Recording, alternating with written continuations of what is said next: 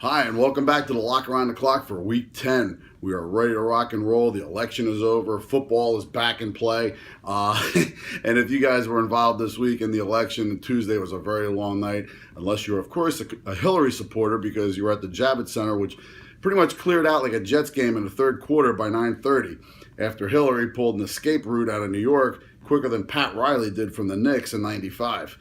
We are ready to rock and roll. We are ready to kick some butt. We are ready to go 3-0 this week, starting with the 1 o'clock lock, where we have Atlanta flying into Philly, literally, for a battle with the Birds.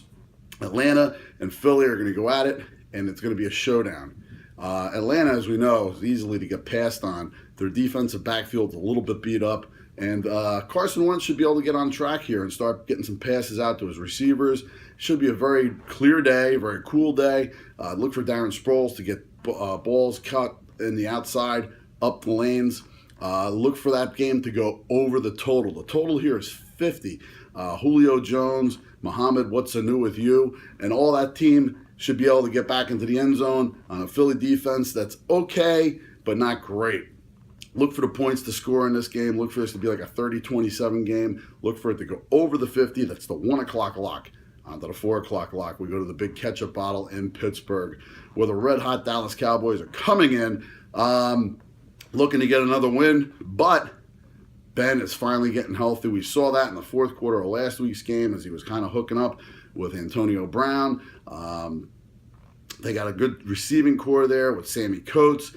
They should be able to get something going. And don't forget a little weapon called Le'Veon Bell. Now, the Dallas Cowboys have beat up on some pretty bad teams in the last couple weeks, thus their record. And the Steelers are not one of those teams, especially when they're at home. They're coming off a third loss in a row. Look for them to get back into the swing of things. Look for Big Ben to get back on track and the Steelers to take this game. They're only laying 2.5. Look for them to win by 7-10. Take the Steelers. That's the 4 o'clock lock. On to the 8 o'clock lock. We had the rematch of the Super Bowl from a few years ago. It's Seattle going and traveling to New England. New England has been hot. Their defense is not as good as it was in the Super Bowl when they played them. And Seattle's offense is getting better as the weeks go on. They're getting Cam Chancellor back, which should help the defense support a little bit more against the run game, as Seattle has been getting run on, especially last week by Buffalo, and Tyrod Taylor looked like an all-pro. But that's not going to happen this week. Pete Carroll is focused. He is ready to come into this game back to Foxborough for the first time in a long time. As a matter of fact, I think he was there back in the early 90s. As a matter of fact, I was at the game when the Raiders with Harvey Williams and Jeff Hostetler beat his Patriots in 1994. But I digress. Let's get back into the game. Seattle has a Gronk on their team called Jimmy Graham, who's been channeling his inner Odell Beckham, catching one-handed touchdowns.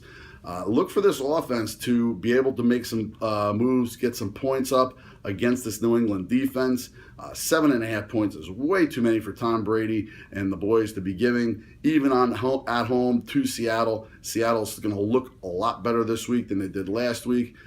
Look for them to take this game, maybe even outright, but 7.5 points is no problem to cover for the Seattle Seahawks. Who am I going with in this game? Seattle. Seattle. Seattle. Seattle. That's my inner Bill Belichick. All right, folks, until next week, if you happen to see a vet, make sure you hug them and tell them thank you for your services.